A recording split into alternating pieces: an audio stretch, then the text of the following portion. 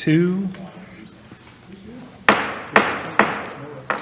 Good afternoon to anyone who's listening online. This is South Point Mayor Jay Wagner calling to order our special meeting for today, March 6th, 2023. I don't think there's anyone from the public here. But all council is present with the exception of council members Jones, Johnson, and Holmes. We're going to cover 3 items in our public session today, and then we have a closed session for attorney-client privilege and economic development towards the end of the agenda. But I would like to start then by our discussion of the text amendment, which is the sign ordinance changes. And I'm going to begin by recognizing the city manager. Thank you, Mayor. For those that might be listening on the public, this is City Manager Tasha Logan Ford. And as we get ready to kick off the discussion around our sign ordinance, I wanted to go back to a question that was asked of us at the last council meeting where this originally was presented. There was some question around the outreach associated with this project and really just how long we had been engaged in revising our sign ordinance. So I wanted to thank staff for taking the time to go back and kind of put together a timeline. I think it's important for council members to have. We've been talking about this since 2018, which predates several of us that are currently here and even our staff team. But I have one for each member of council that talks about our timeline from when our consultants were initially hired to begin working on this project was in June of 2018. But the question that was specifically asked of us was around what type of public comments and public review, input, opportunities for input from the public, what did that look like? And if you look on the back page of this where we talk about the public review, the public hearing and draft, this gives a synopsis of outreach that was communicated from briefings that were held with council, conversations with P&Z, the legal review, when we actually had the draft released to the public, how it was posted on our website. There were email blasts, press releases. It was also published in the newspaper multiple times that there was the opportunity to receive comments on this document. We also held public drop-in sessions. That was June of last year. And then all of these were in addition to the public comment periods that were held. There are also discussions that staff held with the High Point Regional Association of Realtors. And then anyone that was interested in this process also had the opportunity to sign up for an email blast, and they would receive notifications whenever there was discussions about this particular topic coming up. We also identified and set up a project website for this. That project website is still out there and available, very similar to how we're handling our process for the comprehensive plan. So I wanted to make sure that if there were questions about the outreach that was done by staff, that you all had the opportunity to see that and you would have it to review at your leisure. So with that, I would ask Mr. Andrews if he would get ready to kick us off with the presentation. Certainly. Thank you very much, Madam Manager. Ryan, can we get the presentation? All right.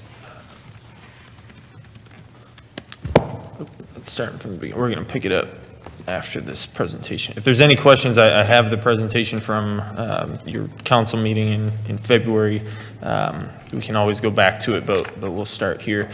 So staff just wants to kind of communicate what we heard from council. We really heard four themes. The first was a question about roof signs, just a general comment about creativity and expression through signage, standards related to electronic changeable copy signs, and then engagement as the manager just talked about.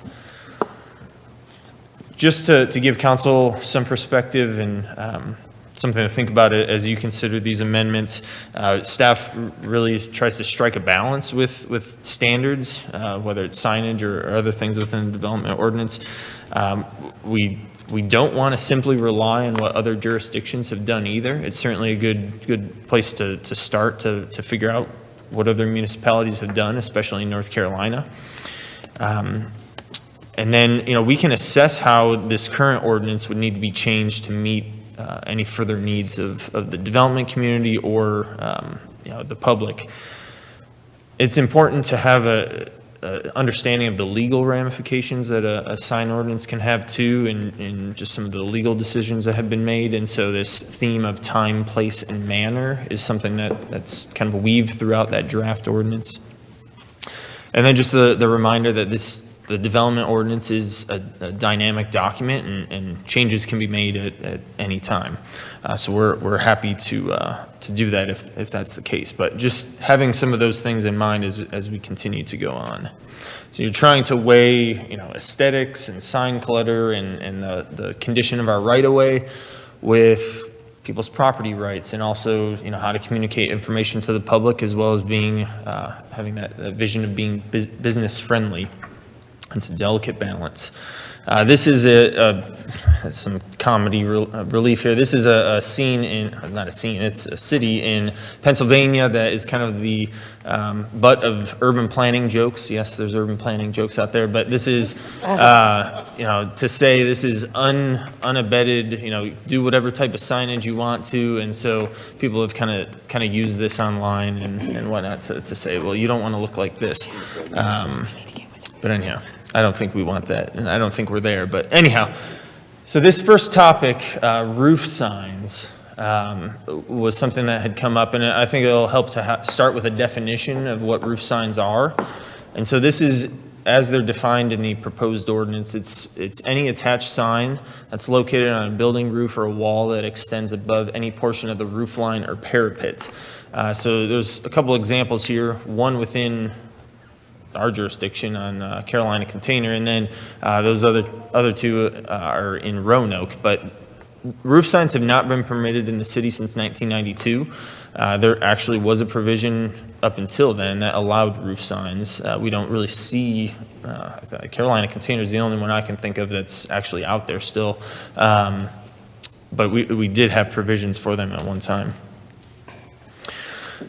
As you drive around town or walk around town, you may see signs. You think, well, what kind of sign is that? Well, these are examples of what roofs. These are not roof signs. These are all along North Main, but these are signs that are on the side of mansard roofs, which is just the form of the building. But these don't extend above the parapet or top of the wall. So these are not roof signs. But so what are we talking about? These signs that are above the roof line, those examples depicted there. Just to give a frame of reference, roof signs are prohibited in most communities. They're prohibited in Greensboro, Winston-Salem, as well as some other jurisdictions throughout the state. Durham and Charlotte are two examples where they are permitted, and it's only in kind of the more dense development areas that have more dense development, or kind of the urban or the mixed use areas. And so they have a variety of different standards that certainly could be looked at if this is desired. And I will say, I'm from Roanoke, so the H&C sign is actually not an ad now, it's art. It was bought by a private. Oh, nice, okay. nonprofit, so- And those are in the historic district and are non-conforming, so the only place that you can even have roof signs is in their historic district. I don't know if you can have new ones, but anyhow, but those are examples of what roof signs certainly used to look like.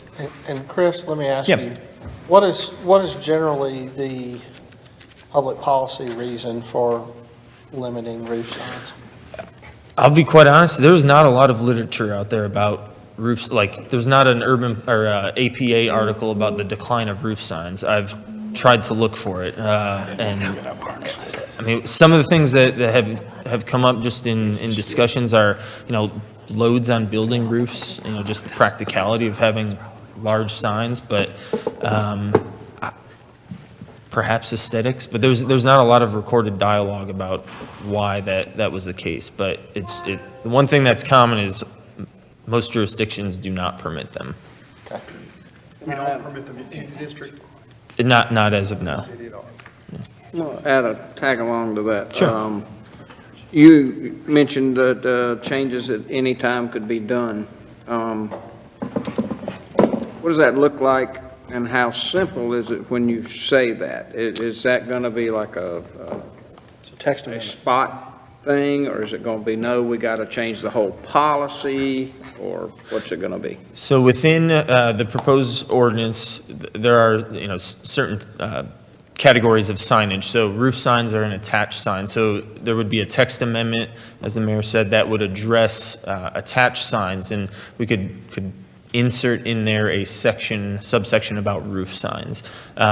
We'd certainly need to come up with some standards, and I've got a couple slides here that'll kind of show you some things maybe to consider, or that would have to be considered, by staff and council, that are included in other municipalities' ordinances. But yeah, it would follow a text amendment process.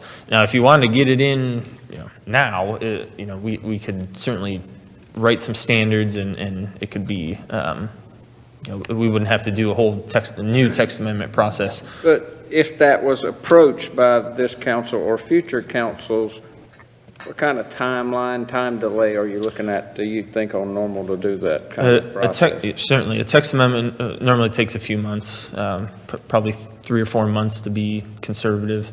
But that's because you are changing the development ordinance, and you have to, It has to go through P&Z. notification Oh, and P and Z and that Just sort of wanted thing. it out there. So. Yeah. Okay. All right, I'll keep going here.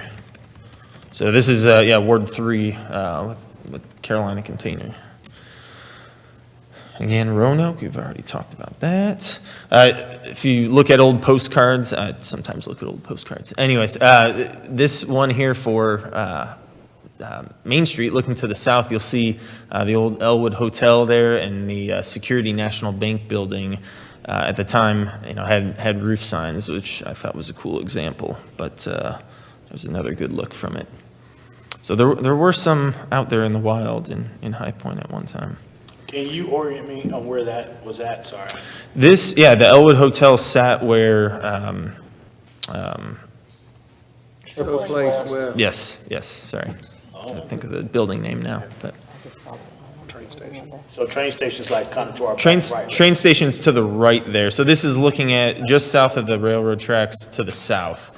So this is, the tall white building.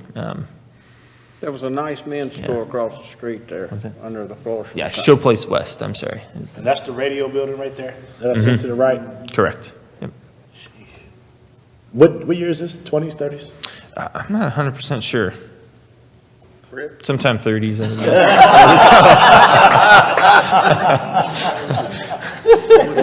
There's Britt's bald head right there walking down. Britt knew about the men's store, the nice men's store.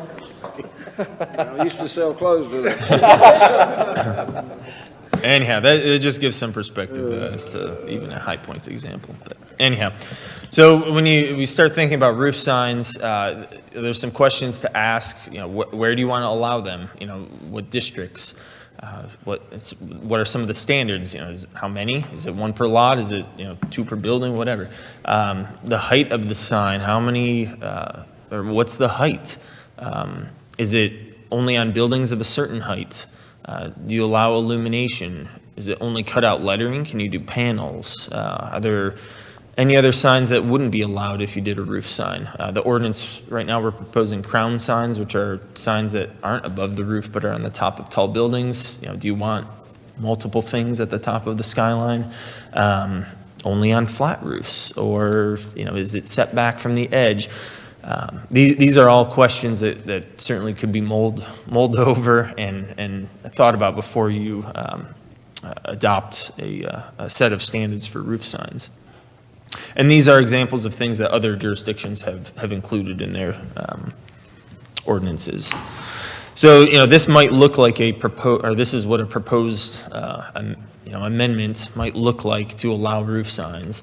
It might be only in certain districts. The central business district or mixed-use downtown district might be appropriate.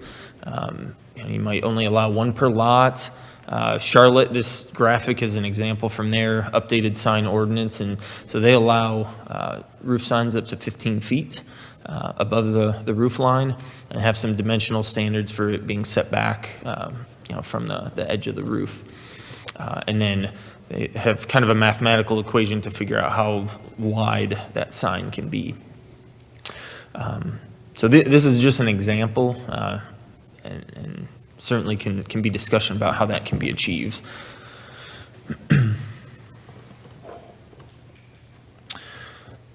Kind of a second theme that we heard was just a kind of a request to look at the ordinance and determine that there's not any hampering of creativity.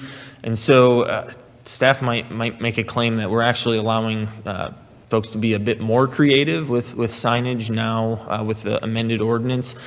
There's an increased number of sign types, projecting signs, building canopy signs, building banner signs. These are some things that aren't in our current ordinance.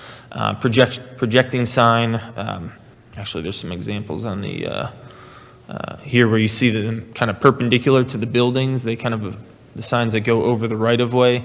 That was something that hadn't been in the ordinance. So we thought, let's try to bring that back. Those are typically on a pedestrian scale. We added what's called specialty signage. This is kind of like bonus signage for property owners. And then we removed the limit on the number of attached signs. So it's just by square footage. It's not the number of signage elements. And there are some limited standards that do relate to design in a certain way. We're talking about safety, compliance with building codes. And then there are some districts that limit maybe illumination or the type of lettering. So it's actually the letters are cut out and illuminated as opposed to a big panel that has the light coming from behind it. So an example of that is in the East Chester Gateway Corridor. So there's still some limits on complete creativity there, but we have not introduced any more stringent standards than what exists today. And so, staff's main question, just to have council thinking is, are there any specific standards that really have hampered creativity? And if there are, we can certainly work with that.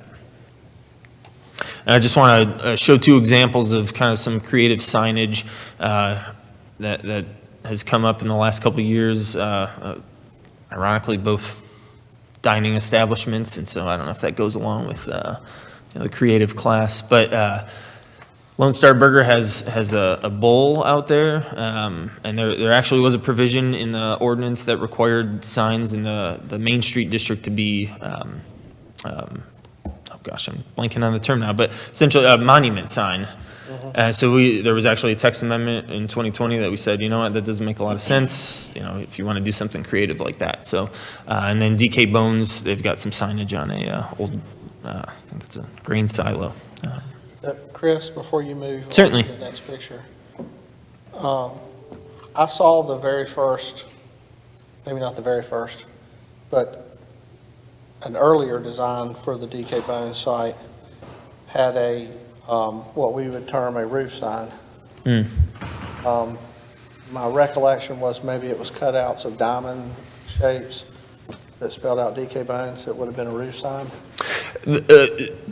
Great recollection. It was a design that had been submitted. You can see the tops of the triangles there. They wanted to have DK Bones spelled out across the entire front facade. It wouldn't have been a roof sign. It just was too large of a sign for that building. I think this is in a district that only allows, I think, 7.5% of the facade to be a attached sign. So they were somewhat limited. But it's not a very large facade.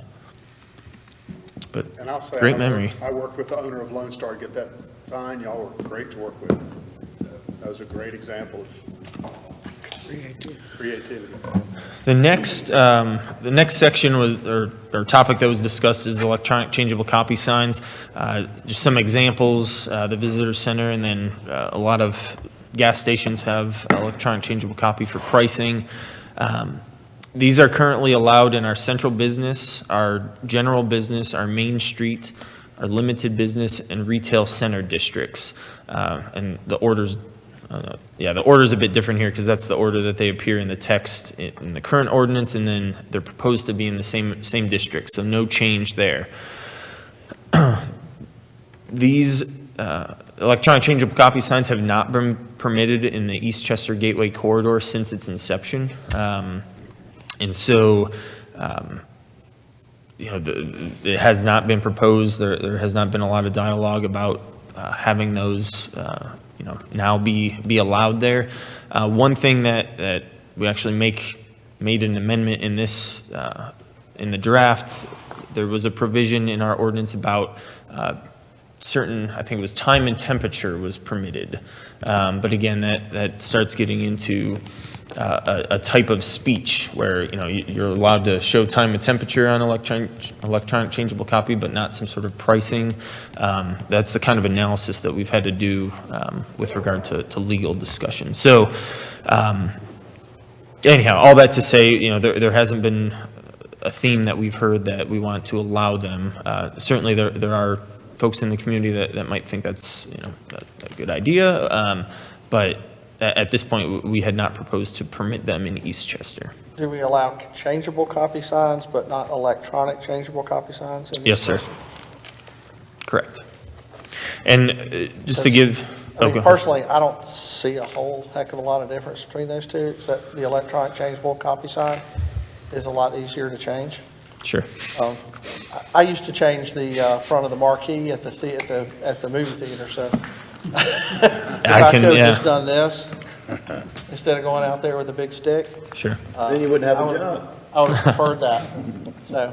So just to give some perspective on it, on electronic changeable copy signs, they can be no more than 33% of the area of a sign face. That standard carries over. There's some other display and operational standards, like how fast it can change, the different colors of text, that sort of thing. What I want to communicate is that these are not video signs. So, showing, something that's moving or an object that's, a car zooming down the street or something. Those are reserved only for the central business district. These don't change. They- Permanent display. The text and graphics. It doesn't roll, it doesn't Yeah, scroll, yeah, it there's no doesn't flash. scrolling. Yeah, that sort of thing. And the other district, the Main Street district, is that, this for my edification, I'm sorry, that includes the mixed use, the Catalyst? It does section not. of Main Street? The Main Street, I think the Main Street district kind of ends around Cabane, is it? The library, yeah, right around the library, and then the mixed use downtown district kind of reaches over Main Street until you get to the railroad tracks, and it becomes a central business district. Okay, I'll say the embarrassing question. First Baptist has a changing sign there. Right on Main Yes, Street. it's a good question. It's come up before. That used to be the Main Street district. It's now in the mixed use district, so it was a sign that was permitted at the time, so it's a non-conforming sign that I've never heard was that there. answer. Yeah, it was there legally, I think 2012 or something like that was the time. God's gonna get you. Will it be allowed now? As a non-conforming sign, yes, as long as they don't. But back up, you Oh. listed where these were allowed, right? So it's allowed, yeah, central business, general business, Main Street.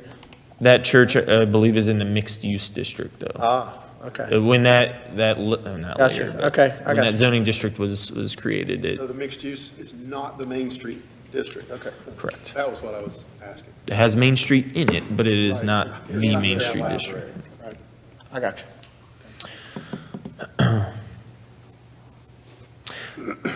And so this just kind of shows some of the standards that are proposed in terms of calculation, as well as placement of the signs. We want them to be integrated into the whole sign structure, not just kind of a, tacked on afterthought. Any sort of changes in the calculations or where the signs, these type of signs would be permitted are certainly, a change of policy, and something to think about is those standards are applied through that whole district or possibly the whole city, not just certain types of speech or a certain type of business. So just something to think about. And I think we covered the engagement process a bit earlier. So that was what staff had prepared in relation to your questions from your last meeting. If there's any other questions, I'm happy to entertain them. I have questions about murals. So Wall painted signs, So yes. the way I read this is that a mural would be a wall-painted sign for which the artist would have to come to us to get a permit, right? Correct, I believe so. And there's a set of standards in here.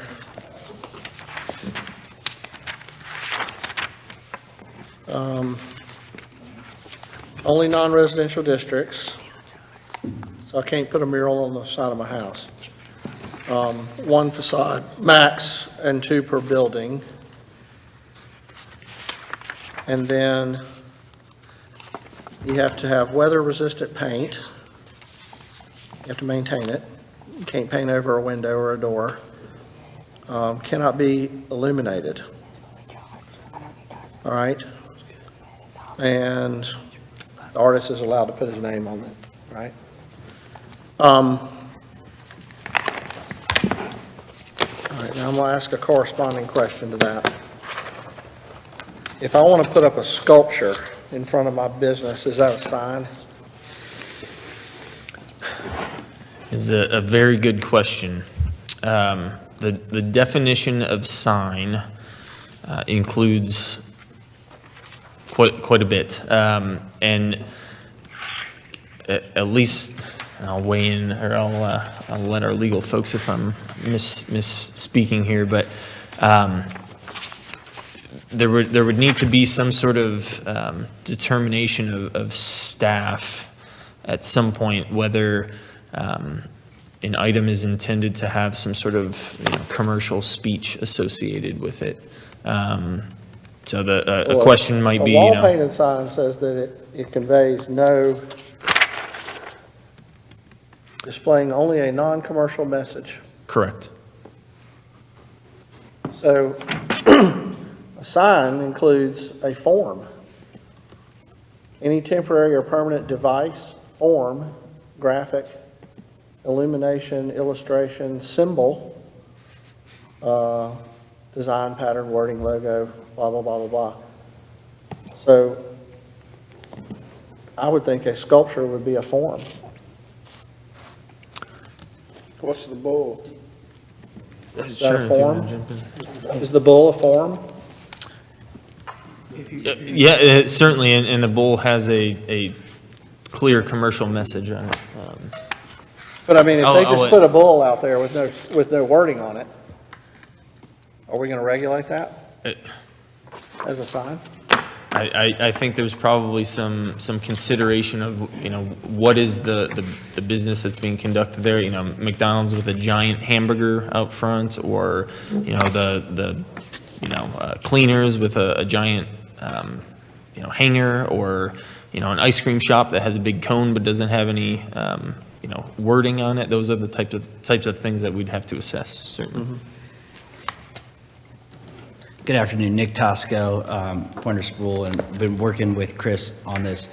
To answer the question, so under the definition of what a sign is, Chris or somebody would have to make a determination about, those things that you said are true of what a sign is, but the second half of that sentence is that it has to call attention to something or someone and communicate information or a message to the public. So there would have to be a determination on whether or not that sculpture was intended to convey some kind of message or call attention to something or someone. And then importantly, the second sentence in the definition says, this definition does not apply to any architectural building feature directly integrated into or supporting a building. So it would also depend on, is this part of the building feature, and then it would be excluded and would not be considered a sign. So, I mean, everything would have to be a case-by-case determination of whether or not it would be a sign that's regulated under the ordinance.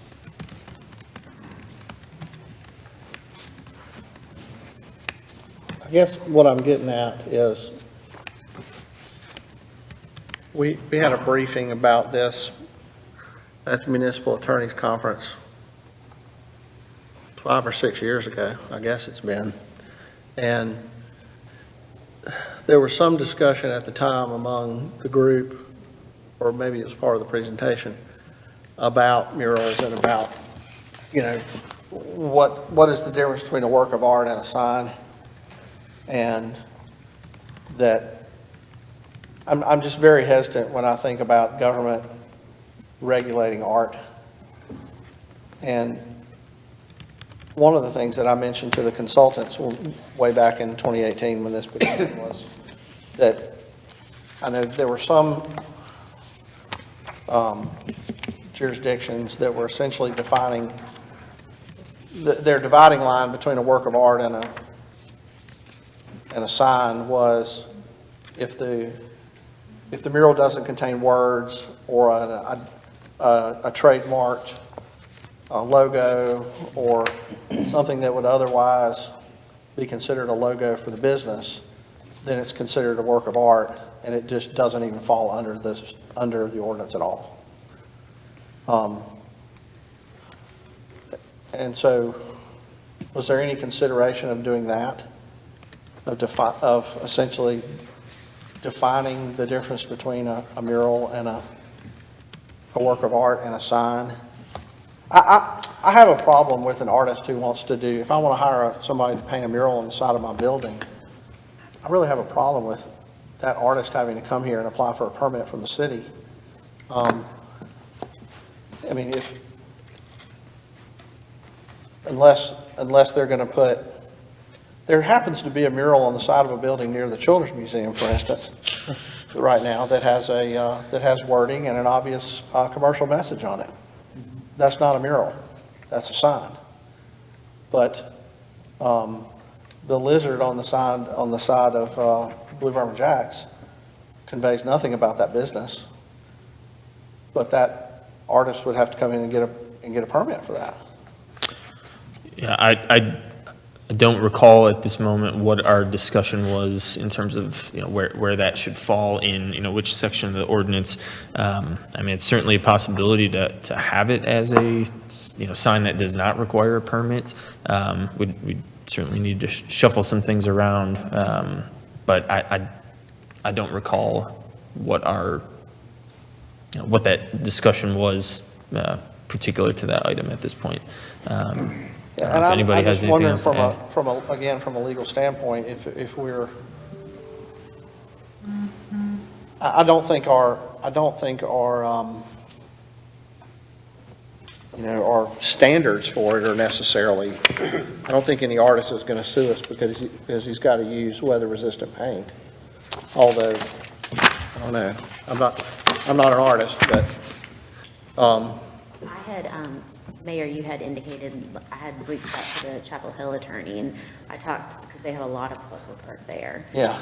And the discussion kind of came around some of these things related to maintenance. And so I asked them, do you have any lessons learned if we're just trying to kind of go in this direction of promoting the creativity and the art?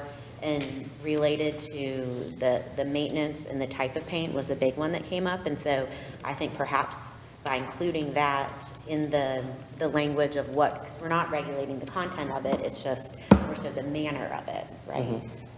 And those were considerations throughout when we were drafting the definition of making sure that we weren't talking about the content of the message, whether it be, purely artistic or having the commercial, but some parts of the manner, because what they shared was that it kind of became a nightmare if in a few years the artist is gone and maybe someone's not maintaining the building or the landlord isn't maintaining it, and then you've got the peeling paint and it looks even worse. And so it was just considerations, and that may have been a roundabout way of some of the considerations when because I think that definition came baked in pretty early on.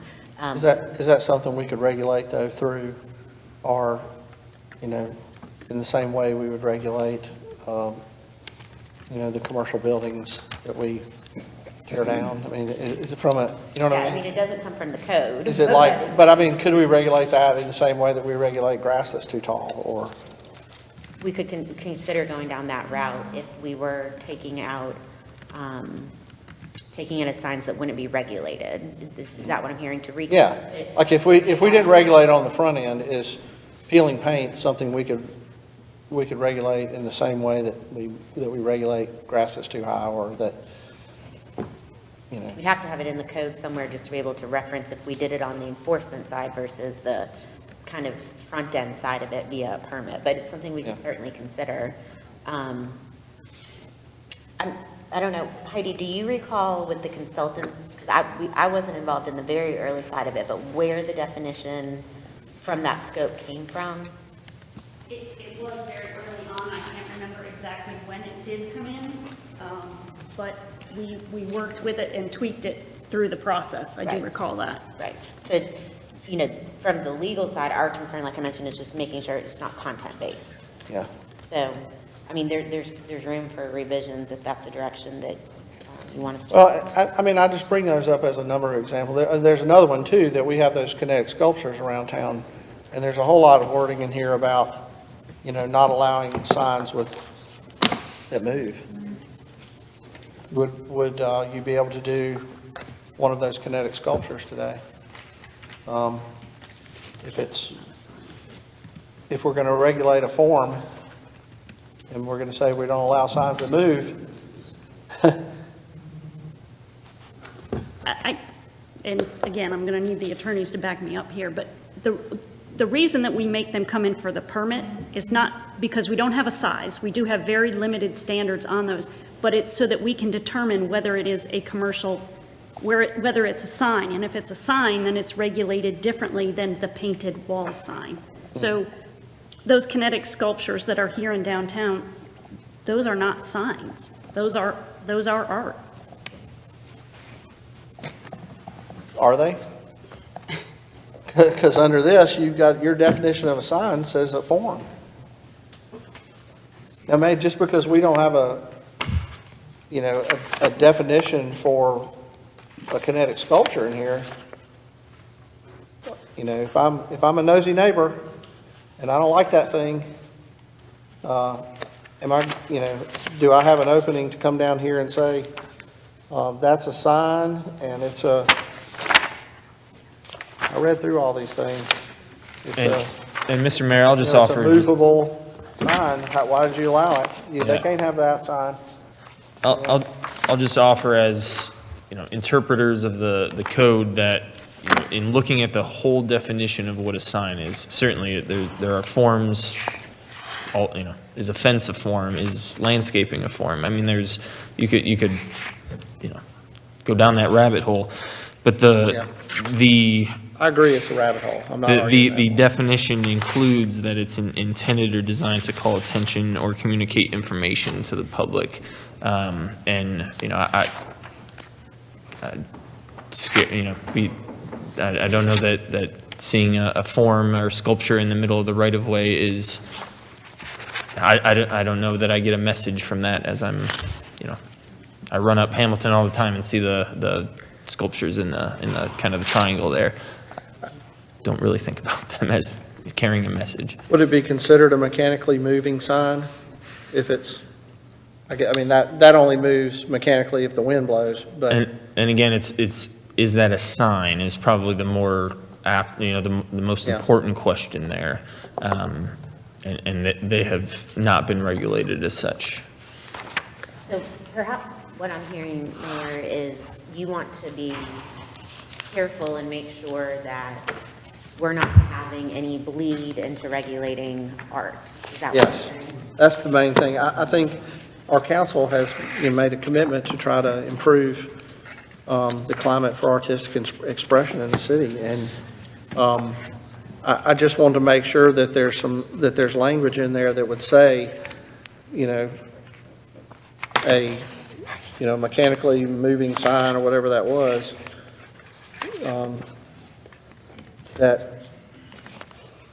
or something to the effect that an artistic sculpture, whether moving or stationary or what, is not considered a mechanically moving sign, or just something that's going to clarify the difference between what's art and what's not. And, and again, I hear Heidi's point about if we permit it, we can control it. It's basically what she said. We can control whether it's a sign or whether it's art. But I don't know, it just rubs me the wrong way that an artist has to come in and get a permit. Well, and I think and I don't mean to put words in your mouth, but what Heidi was saying was they have to come to us so that then staff makes their determination if it's a sign or if it's art. I get it. So it's kind of, trying to get ahead of it on the front end versus it popping up and then going and giving them some sort of notice or codage or something after the fact. It's just to bring them to us. But it is certainly something that. I understand the purpose for it. Yeah, it is certainly something that the way that the ordinance is structured, I think we could take that sign, or that section of wall-painted signs and put it in signs without a permit.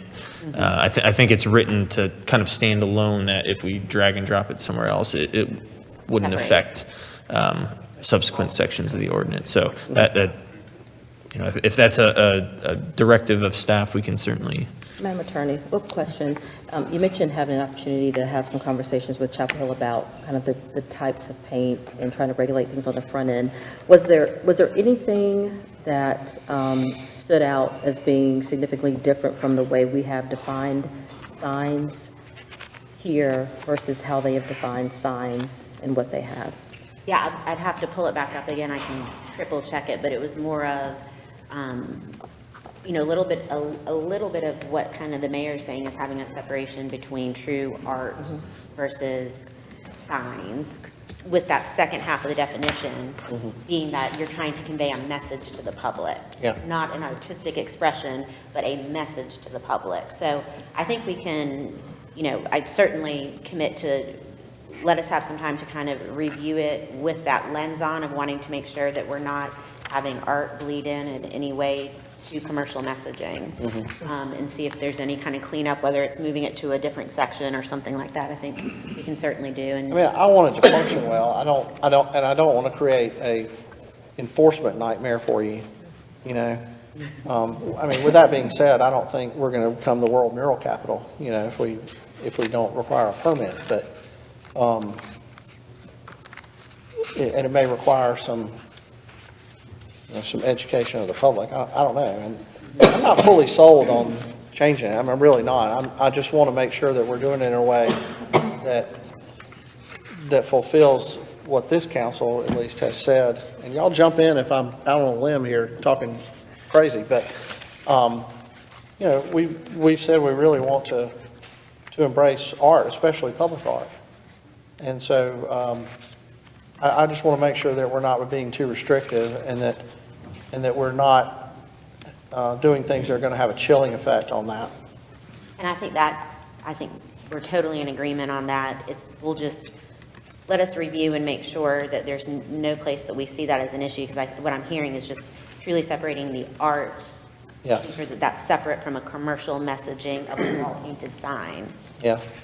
and having just this Well, not just a wall painting sign, but again, I mean, if I want to, sculpture. if I own a fish market and I want a sculpture of a fish in front of my fish market, I mean, it doesn't say, it's not a sculpture holding a sign that says Wagner's Fish Market, but it's, you know, and I think that sort of thing adds to the life of your city. I don't think that's something we want to stifle exactly, but, to me, that's not a sign, you know, I mean, Mr. Mayor, yeah. I guess along that same logic, I think those who are informed of the process are going to have a problem with it because they feel like they got to come get a permit. I think what we're going to end up seeing a lot more of is what most of us hear about when people say, you know, I'll give a real simple example. Someone said, I didn't know I had to get a permit to put a fence up, right? You know, and you educate them on, yes, you do have to, but I think you're going to run into situations where they put a fish up and they go, and then the city comes down, tries to enforce it, says it's a sign, and then you get in this whole battle that, you know, could get hairy of somebody saying, well, the city's trying to restrict art. I think it's going to happen more on the back end than it is on the front end. Yeah, it will. Yeah. It will. And the issue that I foresee is kind of the issue at the end of the building where my law office is, where the big trout, the big rainbow trout is, you know. I think the original plan there was to have a big logo, and I think there is a small logo for his company on there, but I think it was originally going to be a lot bigger. And I just happened to be walking my dog past there one day, and I told him, I said, yeah, the city's not going to let you do that. And he had really no idea. It was just, I just want to paint a mural, and I've hired my buddy to do it, and, you know. So, you know, in those situations where they do incorporate a sign into the mural, and there's already stuff in here about that. You know, you've got for wall painted signs that I guess a portion of it can have, you know, a sign with it, but, my brother, sorry. What's he think about murals? He's probably calling in. He's tuning in. He's upset about what I'm saying. So, I mean, I could see us having to go back on the, you know, on the back side of that and say, yeah, you can't incorporate this sign in. But that, to me, is easier than, we're talking about paint here, folks. I mean, that's not hard to fix.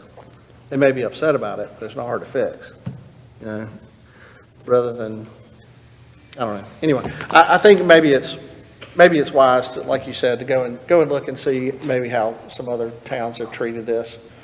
You know, you might look at Chapel Hill and Asheville and some We pulled some more data. artsy kind of towns, you know. We'll go back and just kind of confirm with that specific lens of having, Yeah, you know, making sure that we're keeping true art separated. yeah, I just think we need to find some balance there, and I'm not saying we haven't done it, I'm just concerned about it.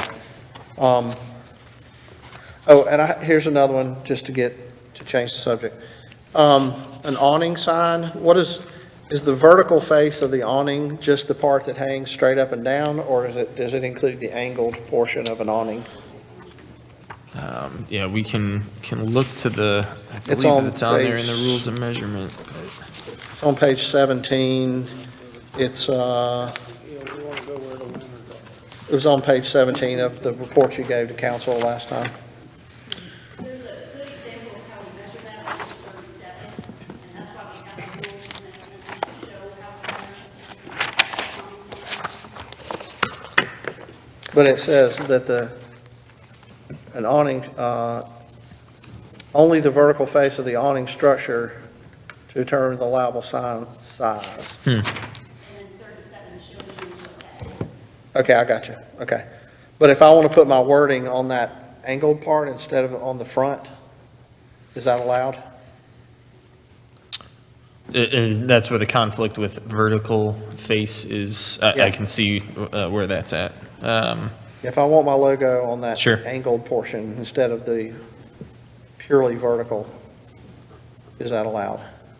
Yeah, no, I see how these are conflicted. I don't think there's any intent to say that you couldn't put it on the, Okay. on the angled portion. So, yeah, we may need to look at how that's written.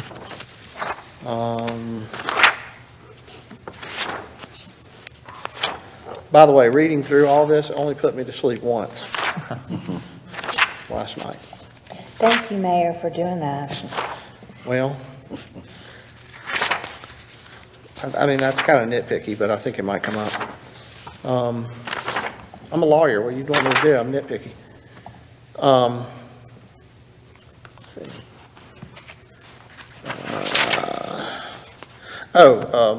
A vehicle sign. We have vehicle signs during market driving around. The rolling billboards is not a vehicle sign?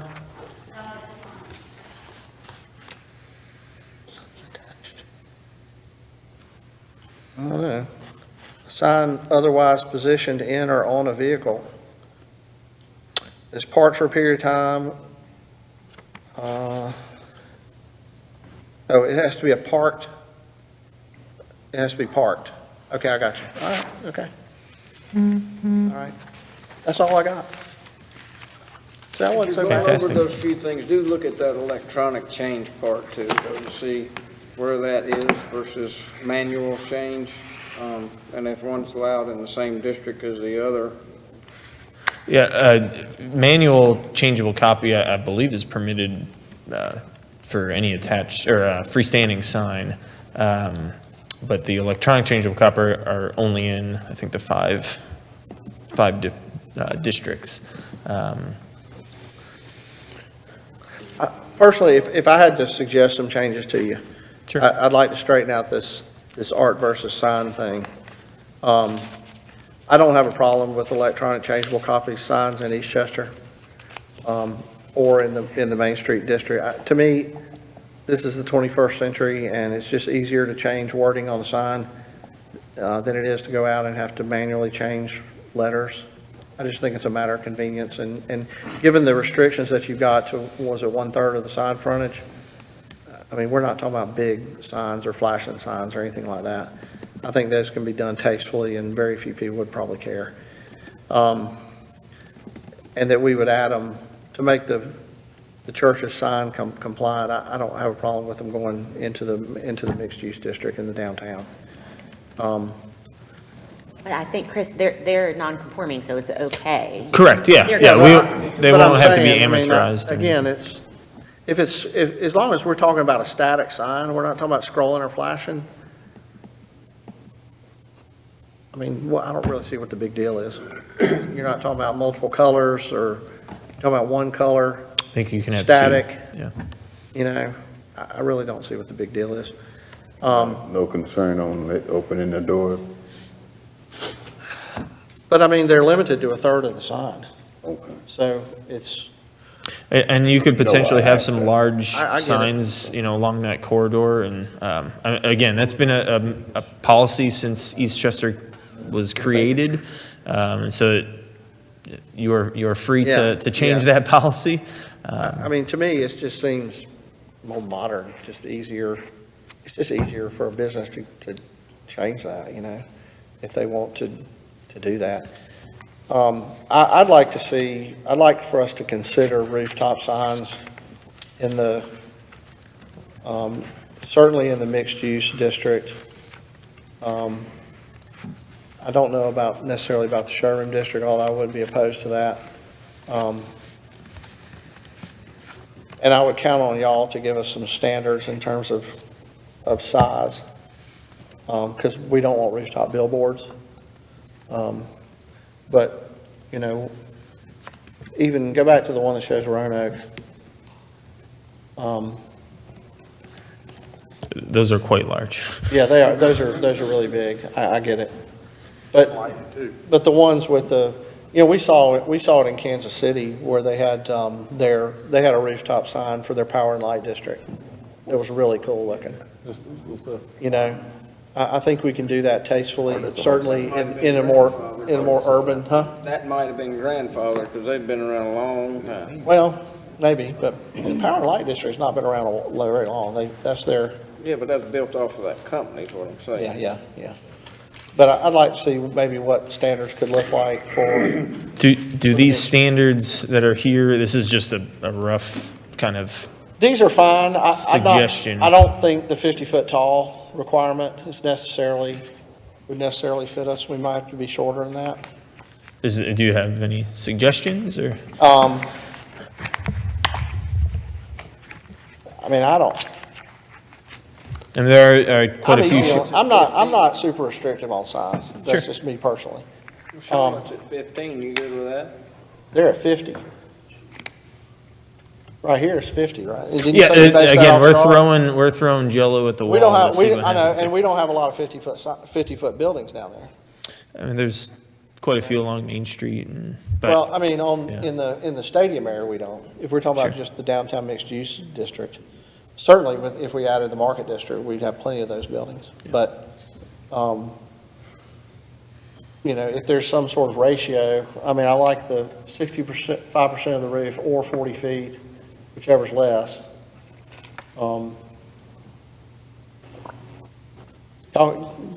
Y'all are the professionals, y'all come back. Certainly. With some ideas. Mayor, can I make one more comment about the? Oh, I'm talking about height of the building, not height of the sign. I'm talking about the sign. Yeah.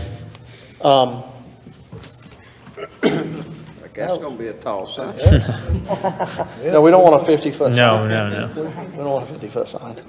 A plane might run into it. Yeah, we can certainly revise some of these proposed standards and have something for you. Yeah, bring it back Next in meeting. a couple of weeks and let us look at it. One more comment about murals or Yeah. public art. So I don't know if y'all been downtown Raleigh and seen that wine shop Drink. Have you seen that? It's a really nice high-end wine shop. But anyway, during COVID, they had an artist, because everybody was kind of like starving artists, paint a peacock on the front of the building. It's gorgeous. So I just texted the owner and I asked her if they needed to get a permit. She said no, because it was not signage, but we did have to get it approved by the city. And this is in downtown Raleigh, but it was also on the front of the building, not on the side. So, Okay. does that sound kind of like, Yeah, Yeah. definitely look Okay. into Yeah, look at that and see. Okay. And just to be clear for staff, for the electronic changeable copy, that was the Eastchester corridor and Mixed use. Mixed use downtown district. mixed Mixed use district. But the mixed use didn't exist when we started Correct. That's right, this process. So that's right. And you have more pedestrian-oriented built environments, which typically don't have electronic changeable copy signs. You have less freestanding signs in a district like that. I mean, most of your changeable copy signs are internally lit, right? I mean, Correct. most of them. Yes. So, I mean, it's not a question of really an electronic copy sign is going to be glowing or more lit than a.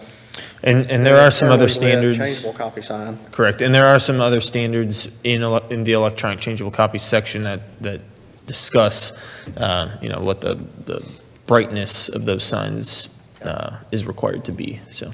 Yeah, okay. Anybody else got anything to add on the sign ordinance before we move on? tell me again the definition of a sign that It's been a changes. great discussion, and I imagine, at some point, by the way, I feel like we should say how awesome this was to see this and hear this.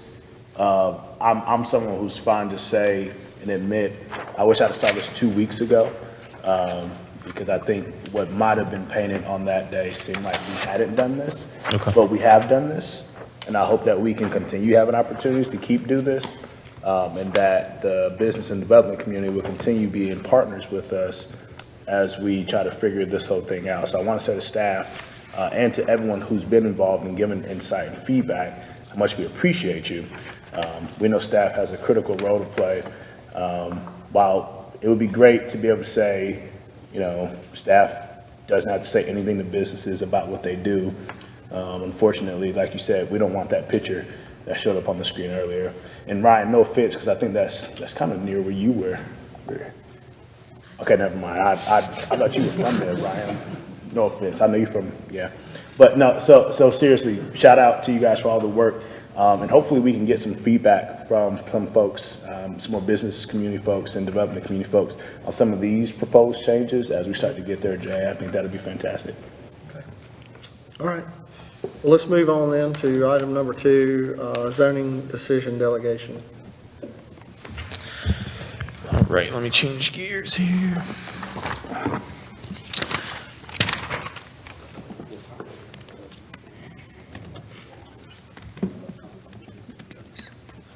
Yeah, we can do it, change it electronically instead of having to go. Okay.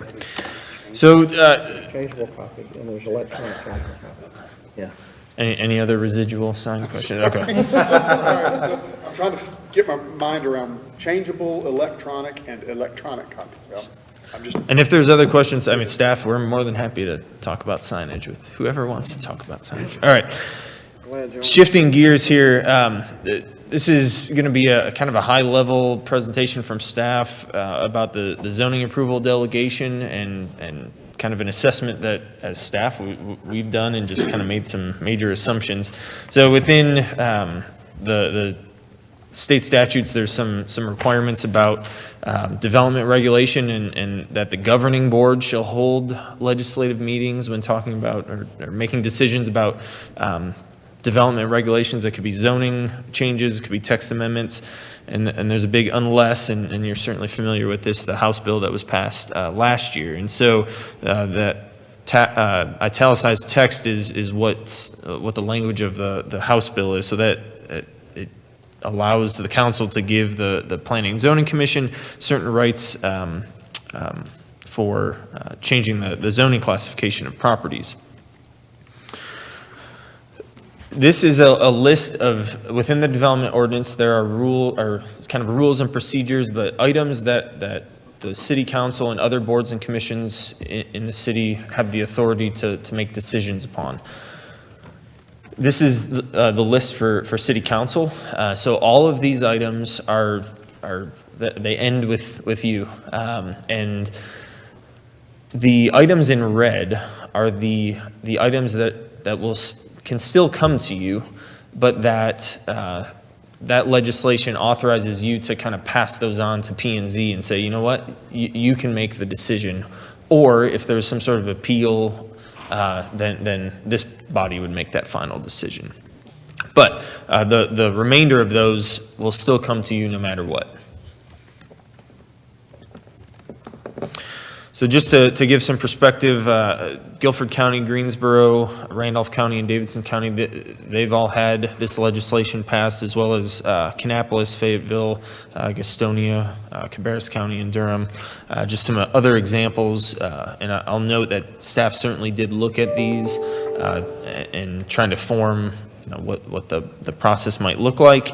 Probably looking at Guilford County, the closest one for basically for the fact that their ordinance is very similar in structure to High Point's. So just to give an idea of what needs to happen to actually formalize this delegation, it would be a text amendment to the city's development ordinance.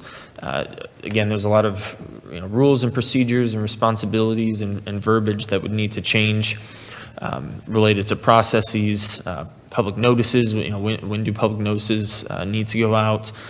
And then there's some other documents outside the development ordinance, including the rules of procedure for the Planning and Zoning Commission, and then applications, documents, certain things that reference the decision-making process. There might be timelines that we need to look at, submittal timelines, verbiage on the website, that sort of thing. So what has happened to this point? Staff's taken a review of jurisdictions that have also granted their planning boards the similar authority. Guilford County was that main comparison, again, to the ordinance structure.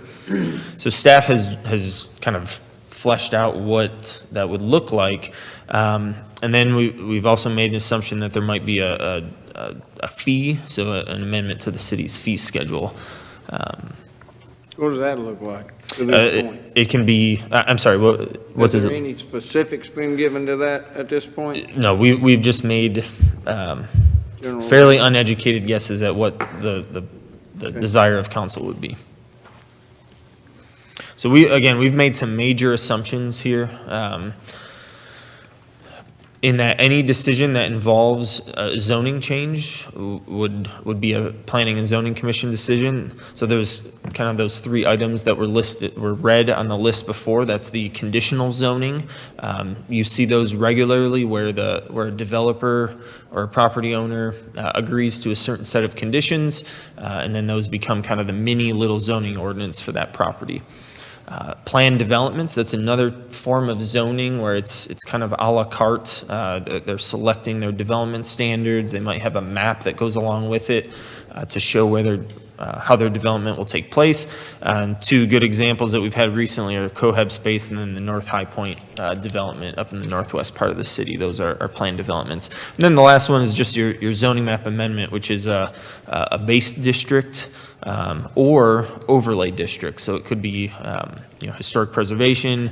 I think we have neighborhood character, which we don't have any of those, but that's an option in the ordinance. And then the airport overlay is another one that comes to mind. But those are all zoning districts that fall under that zoning map amendment process.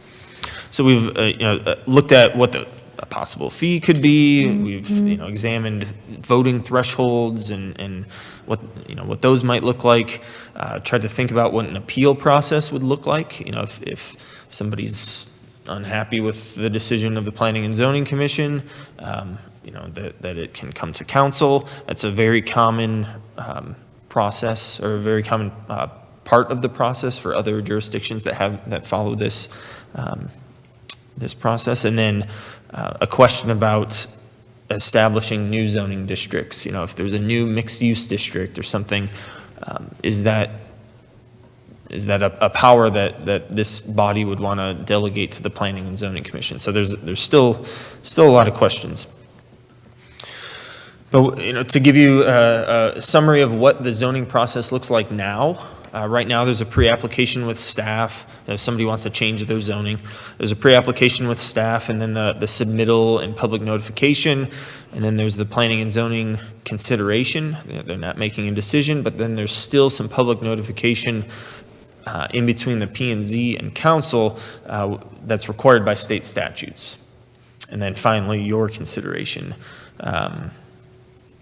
This is kind of that process drawn out. And then what would the zoning process be?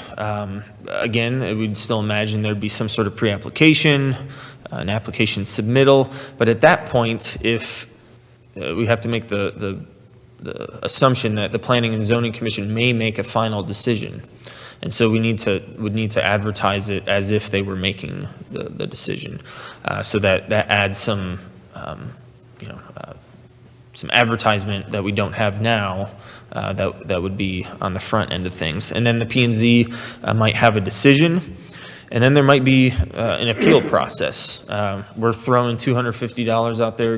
Greensboro is, I don't know if I have this later, but Greensboro's is $115, but Guilford County's is $500. So it's kind of all over the place. One thing to consider there is that there are added notification costs with changing the process, so that would be something that we'd have to consider. It is not cheap to put an ad in the Enterprise or any other newspaper. Do you have any guidance on what some of these other jurisdictions require for appeals? There's not a lot to it. There are some listings as to what's required. There might be a form or something, or a fee. I mean, grounds for an appeal. I mean, are they just granting an automatic appeal, these places, or are they requiring you to meet a certain standard in order to appeal to council, or? It's not a quasi-judicial proceeding, so that it is different than that type of appeal. Nick may know more about some of the actual nuts and bolts, but of other jurisdictions. So what most people do, because it's a legislative decision, most people say that if you don't get the requisite 2/3 majority of the planning and zoning, you can, it goes automatically to city council, or even if it's denied, you can file an appeal, and basically that same legislative decision is made again by the city council. You're not looking at what the Planning and Zoning Commission's decision was, you are looking at it, new. Yeah, sure. Yeah. So there, in other words, if I go to bring a case before P&Z and it only passes, if it doesn't pass, I get an automatic appeal, right? Or if it passes, No, sorry, if it does not pass, if it's denied, they would have to appeal it. They'd have to pay the fee and submit the application to appeal it to the city council. yeah, but I Yeah. mean, all they gotta do is file an application and Right, pay the yes, fee. yeah. So it's more or less automatic. They don't have to show any kind of level of support for a appeal, or if, okay.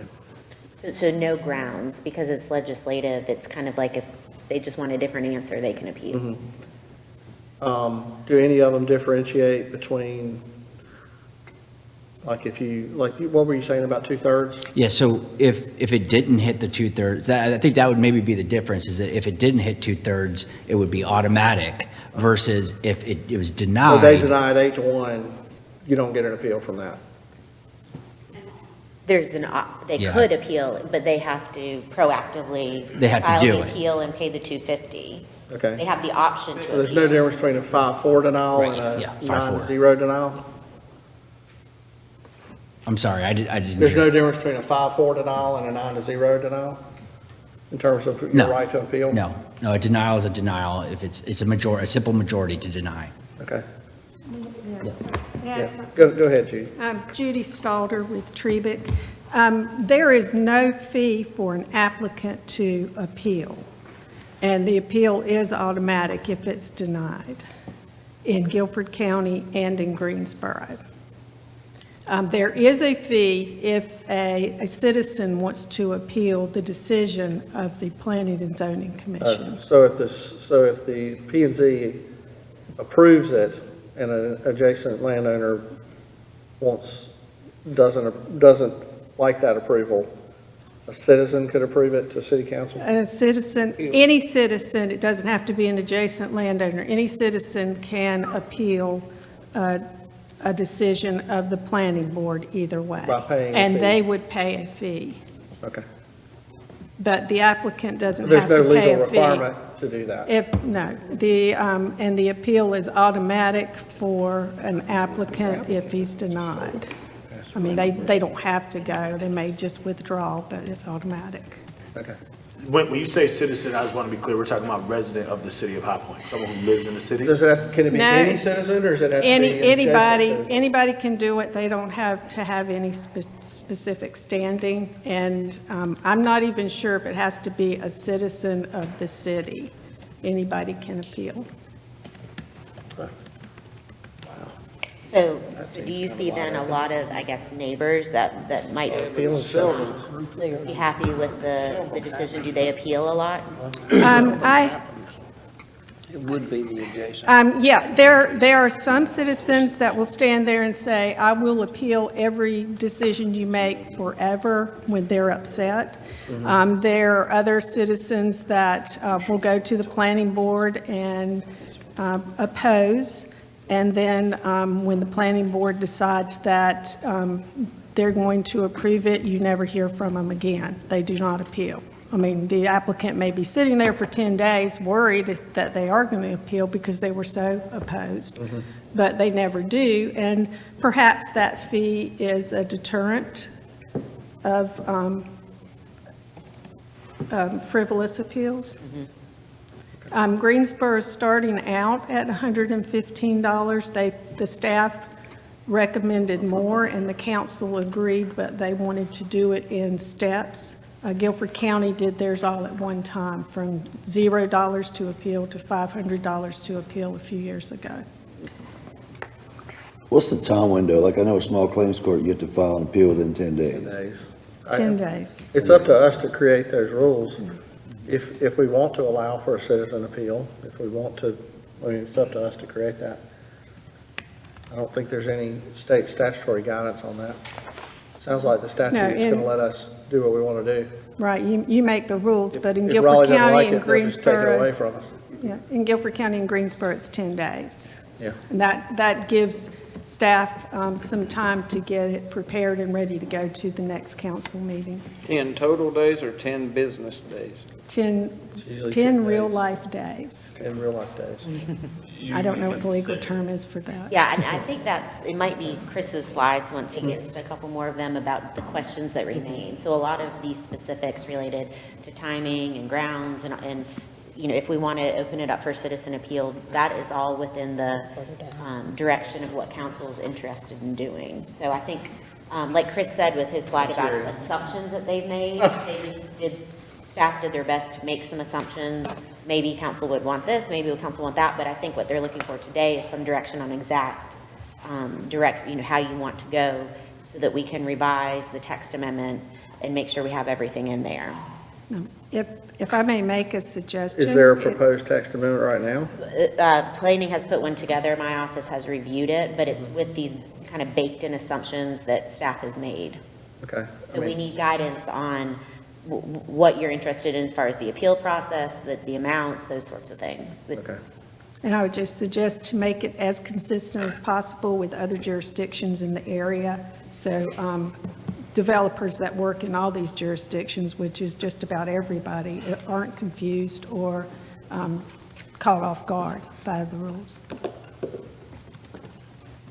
All right. Go ahead, Chris. Yeah, sorry about that. Anyhow, well, I think we covered everything else on here.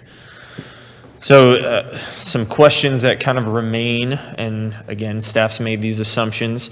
When you have zoning decisions that are establishing new districts, is that something that only this council wants to be able to have the authority to do? Recently you've had the mixed-use districts that were established. Are there going to be any more of those in the future? Something to think about. And then overlay districts, those are local historic districts, the gateway corridors. Those tend to cover a much larger area than, say just a small rezoning. So something to think about there. And then, what the appeal, I think this is my last slide, but what the appeal process might be. And then, what the number of days for that, kind of all of those things. We've just had a host of assumptions made to start your thinking about what you would like to have happen. And that's it. Well, if I were to jump in, I would say, I think the creation of zoning districts or overlays, anything like that, ought to stay with the council. I don't have a problem with P&Z making decisions about zoning districts that we've created, but I don't think P and Z. I think the creation of zoning districts, overlays, historic districts, things like that should stay with the people who are elected to do that. Again, delegating authority to make decisions on what we've created, I don't have a problem with. But the power to create, I think, needs to stay with us. My general thoughts on an appeals process, I'm not super excited about the idea of giving any person the right to appeal. That seems to be ripe for abuse, even if you have to pay $500, or whatever that might be. Where would the abuse come in, Mayor? I mean, Well, if they appeal it, then it's eventually going to work its way back up to the elected body. it would, but way the system's created, if it's a non-controversial thing, it's going to pass at P&Z, it's never going to come to us, right? Right. So if the applicant has an automatic appeal, it basically means the only cases that will come to us are the ones that are controversial, Right. right? Or what's right for abuse would be if you just have that one neighbor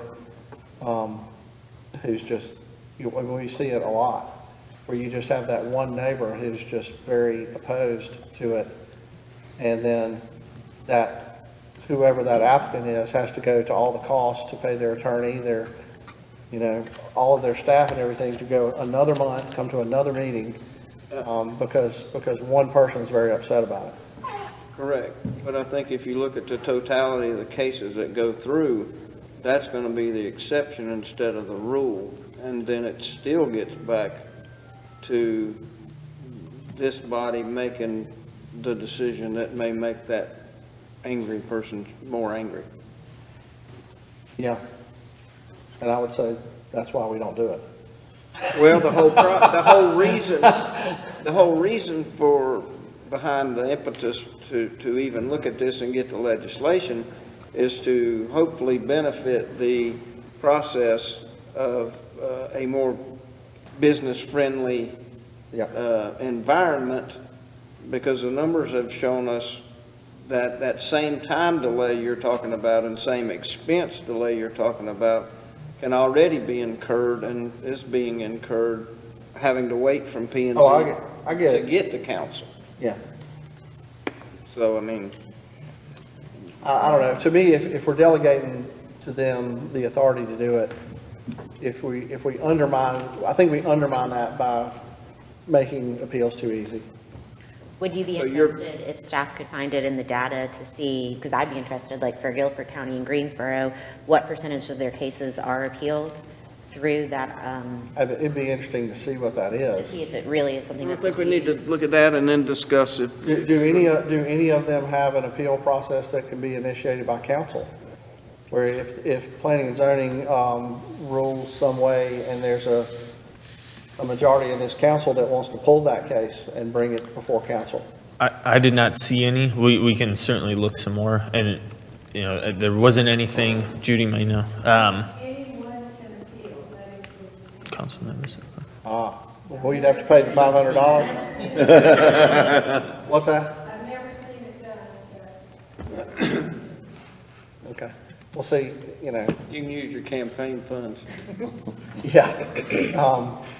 Might change your mind. I could see where one person on council might, do that, but There wasn't anything that I saw that was like built in where the legislative body would have the authority to, just do an appeal or decide beforehand, like, oh, this is going to be controversial, let's just make this one go to it's council. like now, any two, either me or the mayor pro tem or any two council members can place something on the agenda. So, it would be similar to that, though, but we might decide, that any case at P&Z could be appealed on the impetus of 3 council members, 4 council members, whatever, who were willing to pull that case. I mean, I don't know what y'all's appetite is for something like that. Yeah, I mean, essentially, it sounds like what you're qualifying there is not having to pay, essentially. So, 'cause- Well, but I mean, I think there should be some threshold beyond just No, one of us wanting to pull a case. no, I agree.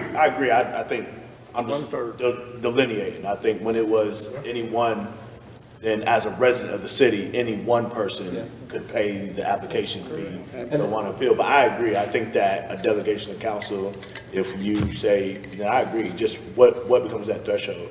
Well, and then that, of course, also, that kind of begs the question, then why, if you have a citizen or group of citizens who are disgruntled because something passed at P and Z that they don't like, then they come to us and see if there's support to get three of us to agree to appeal it and let it be heard by council. And that would definitely. That's a legislative question. They're certainly free to come and lobby us to come to take a second look at it, rather than allowing just one person to cause all the extra expense to that applicant when they think they've won the case. I mean, if we can be the clearinghouse for that and say, well, this went through, it passed 9-0, and we've got one person who's very upset about it. Well, I don't know that one person is necessarily going to come up here and get the support of 3 council people to go, or 4, whatever we decide that number might be, to get that put on the council's agenda. So instead of allowing any person to do it, then they would be directed to contact council to see if it's the will of council to have it go. Yeah, I think if an applicant is denied at P and Z, then I don't necessarily have a problem with them appealing that, because they're choosing to do that, they're choosing to spend their money to do that. But I would like to see maybe, that's what we get elected to do. So if that person can come and get the required support of whatever number of council people that might be, then that's us doing our job, is the way I look at it. Mayor, would that be in place of the 250 or however many amount? Like, would that be in place, or would it say you could pay 250 or you could? No, I wouldn't charge anything. Just if I'm a disgruntled neighbor and something's passed that I don't like, and I can come up here and convince a certain number of us to take a second look at it, then we would be the ones that would initiate, and in effect would be initiating the appeal. What I'm saying is, if we, let's say they don't get the number of us Yeah. could they then pay their 250? I would say no. So if Why would they, they do it? Why would they come to us if they just pay $250 and do it? so if they can't get a council member to back them, then they're just out of options. But then again, it answers P&Z's the question decision anyway, stands. because, And it's a legislative decision, so that's why it's permissible to do And it. it may not, be, and you may not have a disgruntled person. The 9 of us may look at what happened at PNC and say, what the heck was that? And the 3 of us may decide to do it on our own, to pull it and appeal it on our own. Would staff take a look at that and see, basically when others instituted this program, Guilford County and Greensboro, since they're close by, see how many cases may have gone through, how many have been appealed, what the outcome was, whatever. Yeah. I'm sorry, I may have missed this. Does this also work for the developer if they were denied?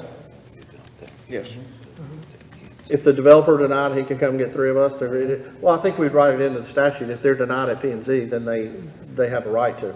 Yeah, so. They wouldn't have to come get 3. They Right, right. Because they're making the choice then to spend their money and to fund that appeal. And delay the process, it's their. Delay the So, process. but if an appeal failed, how would that affect their ability to come back to P and Z? Would it or would it not? Well, they'd have to, if it's denied, then Yeah, they can't refile within a year, right? We don't have any Okay, yeah. restrictions. Right. Yeah, So they could- they'd have to refile and go through the process again. It's like public, the public site, I mean, if they wanted to refile. Yeah. Well, Okay. I guess the question I'm asking, if they appealed, should we then at that point maybe have something in place to say, you went through the process, it failed, you went through appeal, it failed? I see you- see what yeah, you're saying, yeah. yeah. So a consideration of what happens after a Consider it, yeah. failed appeal. Yeah. Okay. Yeah, we can look to see if anybody has that. It doesn't Yeah, jump I out. think that's worthwhile to take a look at that too. Okay, is that a little bit of guidance that can give y'all Yeah, that's terrific. farther down the track? If y'all could then produce something for us to look at, a proposed ordinance, then I think we can nail it down, hopefully. Anybody else got anything on that? All right, Thank you all. we've got 35 minutes left, so let's do,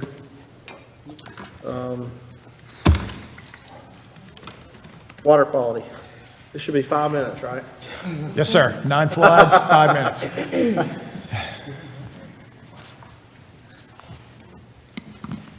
Okay, good afternoon, Mayor, members of council, Madam Manager. My name is Damon Duquesne, Assistant City Manager.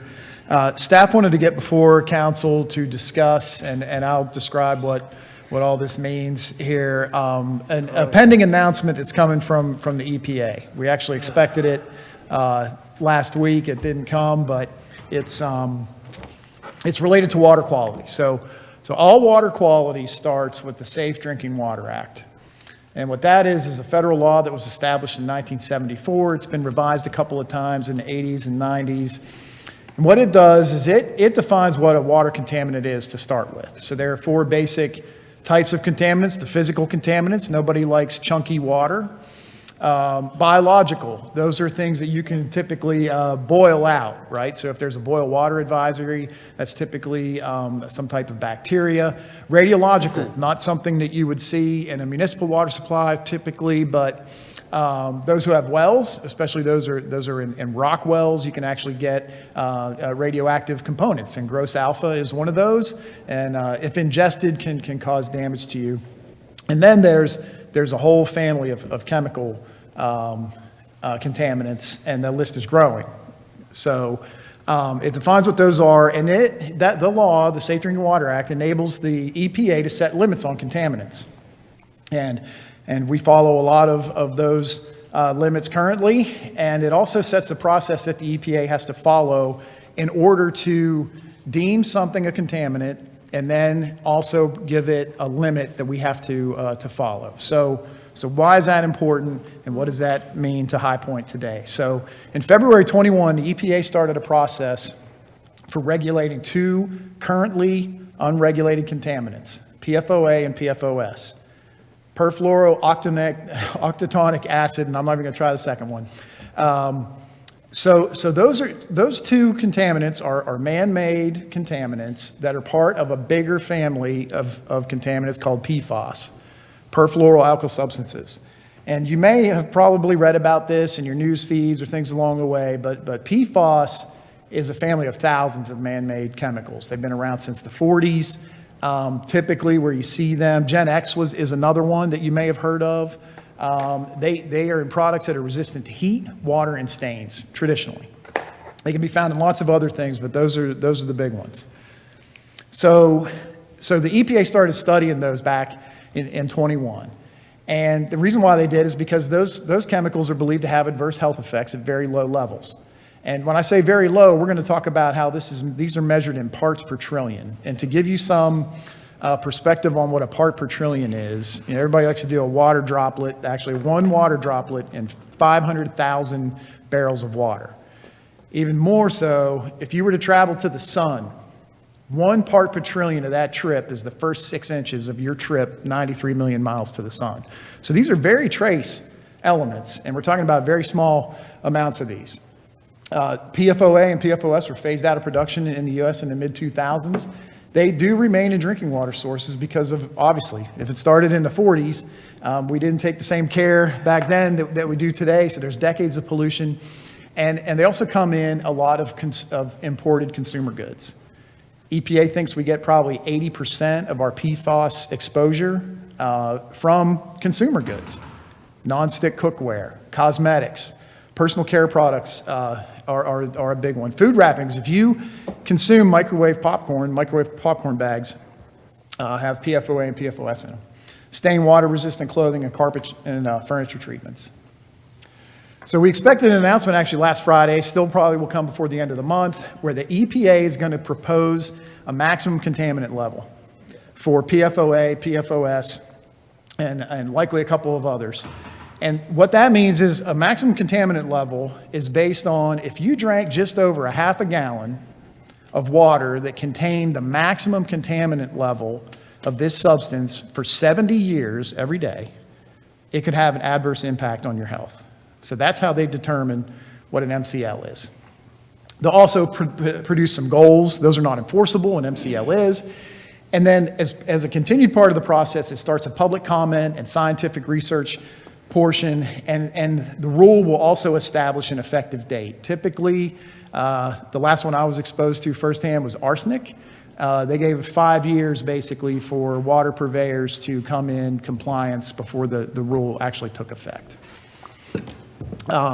So while they haven't made the announcement, we suspect and have a good feel that PFOA and PFOS maximum contaminant levels, MCLs, will be 4 parts per trillion. So that would be 2 feet of your trip to the sun for each of those. We do have some known levels. When I wrote this last week, we only had some samples from 2019. We actually had the state came out and did some sampling here in High Point, and the numbers are actually very consistent. So we do have PFOA and PFOS in our water here in High Point. That combined number of 13.8 back in 2019 was not really of any concern to us because the health advisory limit, which is another limit that the EPA puts out, was 70 parts per trillion. So now, today, the limits that they have as the health advisory limit are 0.004 parts per trillion for PFOA and 0.02, and I may have those backwards, so if anybody is fact-checking this, I apologize, parts per trillion. Basically, those limits are so low, they can't be measured. And that has been input that we've been providing to the EPA that says, you can't give us a limit that we can't measure. So what we suspect is they're going to say our standard that the EPA standard is going to be, it has to be non-detectable, but to be compliant, you can have 4 parts per trillion. I know that sounds a little crazy, but that's Sounds typical. it sounds typical. Thank you, Mayor. So I want to note that proposed maximum contaminant levels are not enforceable, and currently PFOA and PFOS are not regulated. There's the health advisory limit, but we all know even if we could sample that low, we couldn't analyze it that low. So what does that mean? So what that means is we, as a water provider, need to continue to sample our water, assess the level, scope, and the sources of it, and examine best treatment options. And in addition to that, we also participate in the, I'll just say UCMR sampling as well. So we're in the 5th unregulated contaminant monitoring rule, and we're in compliance with that. We're in compliance with the previous 4. And what that means is for the next 3 years, we're going to be, along with thousands of other water systems, sampling for PFOA, PFOS, and 27 other members of that PFOS family, that big group of thousands. And that's going to help us determine what treatment technology we should be looking at. Because if they're looking now, just like when they started in February of 21, at these other 27 members of that family, we want to make sure whatever treatment technology we bring forward for your approval in the future is going to try and knock those out too, so we don't have to make an investment twice. Councilmember Moore is staring at me intently. Sir, to answer the question, this would be an unfunded mandate that is probably not unfamiliar to the council either. And like we always do, we keep all of our results of any testing that we do are publicly available. So your staff is comprised of many, many licensed professional water industry folks, from treatment to engineers and otherwise. So we will continue to deliver safe, high quality and compliant drinking water to our customers. I said we publish every year. We have to publish what's called a consumer confidence report or the annual water quality report. We're always proud to do that. The next report is due in June of 23, but all the reports are available on the city website, and that gets advertised in the newspaper, and we provide the information with bills, and we do everything we can to make sure that our residents know about the quality of their water. So before I take any questions, well, let me take some questions on that, and then I have one aside from some information that's been floating around locally on the internet. But Any questions? My questions are about what you're about to talk about. okay, yes, sir. So there's a service out there, if you're not aware, called IssueWire, and if you have an issue and you have, I don't know, I'm assuming a few dollars, you can go to IssueWire, and they will take whatever you provide them, and they will push it out to media outlets and websites and all sorts of things that grab people's attention. Recently, IssueWire was used to send out some information regarding us and the city of Greensboro and Piedmont Triad Water Authority and the city and the town of Jamestown about various environmental issues. Primarily, the one was the 1,4-dioxane was sort of was prominent in the title. We just found out in the same sampling that the state did on the PFO and PFOS that City Lake actually has non-detectable levels of 1,4-dioxane. So we're helping write a response with Jamestown to the misinformation that was put out there. Not all of the information contained in that issue wire document was incorrect. The city has had some violations. With a discharge of bleach, for example, sodium hypochlorite is mentioned in there. That's bleach. And so we had a discharge of bleach into the wastewater stream, which then went into the river and diluted. But as required by law and as required by our licensed operators, we reported that. When it occurred, we had an air quality violation with the incinerator. That was all reported. It was publicly noticed. So there should be no surprises to anyone out there for any of those. And a couple of those violations are years old as well. So whomever is putting this information together, we'd be happy to speak with them personally and disclose. We'll be happy to disclose anything along those lines like we're required to.